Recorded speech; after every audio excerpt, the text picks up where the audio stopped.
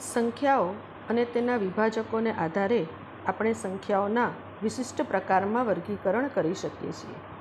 તે માટે આપણે નીચેની કૃતિ કરીએ. કૃતિ 1. સંખ્યા અને તેના વિભાજક. અહીં સંખ્યા 2 આપેલી છે. સંખ્યા 2 કયા ઘડિયામાં આવે તો 1 અને 2, તેથી તેના વિભાજક 1 અને 2 છે. સંખ્યા 3 1 અને 3ના ઘડિયામાં આવતી હોવાથી તેના વિભાજક 1 અને 3 છે. સંખ્યા 4 તે 1, 2 અને 4ના ઘડિયામાં આવતા હોવાથી તેના વિભાજક 1, 2 અને 4 છે. તેવી જ રીતે સંખ્યા 6 એ ઘડિયો 1, 2, 3 અને 6માં આવતું હોવાથી તેને વિભાજક 1, 2, 3 અને 6 છે તેમ આપણે કહી શકીએ. આ જ પદ્ધતિથી આપણે કૃતિ 2 પૂર્ણ કરીએ. કૃતિ 2 માટે આપણે જોઈએ કે સંખ્યા 11 તો તે ઘડિયા 1 અને 11માં આવતા હોવાથી તેના વિભાજક 1 અને 11 છે. સંખ્યા 12 તે ઘડિયો 1, 2, 3, 4 અને 12માં આવતા હોવાથી તેના વિભાજક 1, 2, 3, 4 અને 12 છે તેમ આપણે કહી શકીએ.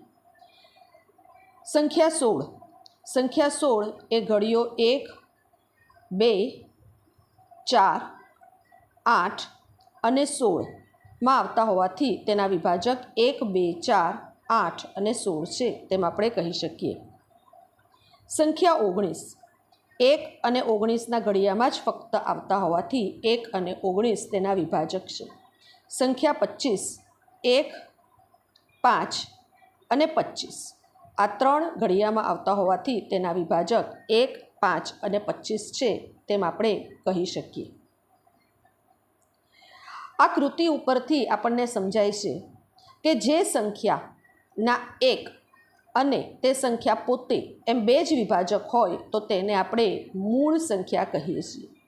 ઉદાહરણ તરીકે ઉપર આપણે જોયું તો સંખ્યા 3, 5, 7, 11 આ બધી જ મૂળ સંખ્યા છે તેમ કહેવાય. જે સંખ્યાના 2 કરતાં વધારે વિભાજક હોય તે સંખ્યાને સંયુક્ત સંખ્યા કહેવાય.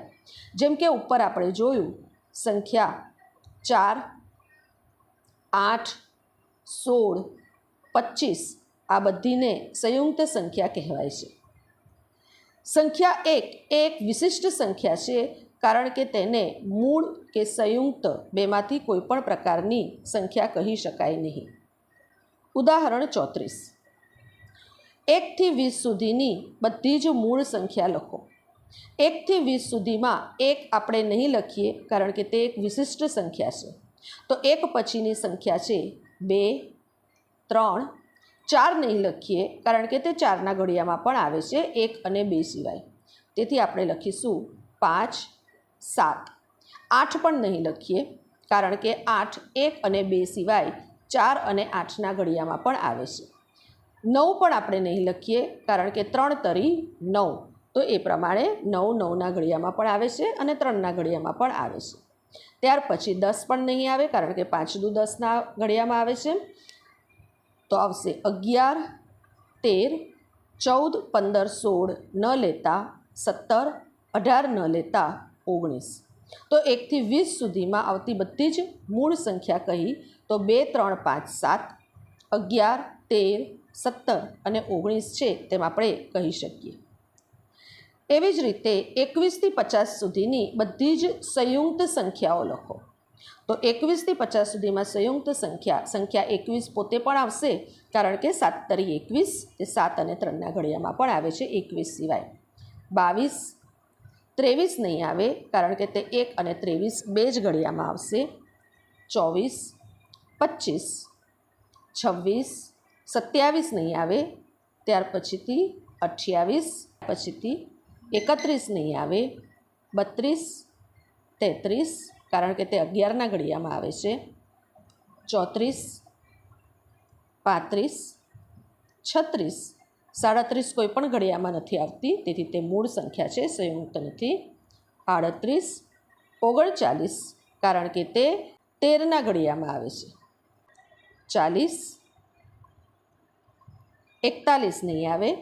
42, 43 નહીં આવે, 44, 45, 46, 47 નહીં આવે, 48, 49, કારણ કે 77, 49 અને 50 આ બધી જ 21 થી 50ની વચ્ચે આવતી સંયુક્ત સંખ્યાઓ છે. સવાલ નંબર 3, નીચેની સંખ્યામાંથી મૂળ સંખ્યાને ફરતે ગોળ કરો. તો સૌપ્રથમ આપણે જોઈએ સંખ્યા 22 એ 11ના ઘડિયામાં આવતા હોવાથી તે સંયુક્ત સંખ્યા છે. 37 એ મૂળ સંખ્યા છે. તેવી જ રીતે 43 કોઈ પણ ઘડિયામાં ન આવતી હોવાથી તે મૂળ સંખ્યા છે. 48 એ સંયુક્ત સંખ્યા છે, કારણ કે 4 અને 8 બંનેના ઘડિયામાં આવે છે. 53 એ મૂળ સંખ્યા છે, કારણ કે તે કોઈ પણ ઘડિયામાં નથી. 60 સંયુક્ત સંખ્યા, 91 અને 57 પણ સંયુક્ત સંખ્યા. 59 મૂળ સંખ્યા છે. 77 11 સત્તા 77, તેથી તે સંયુક્ત સંખ્યા છે. 79 તે કોઈ પણ ઘડિયામાં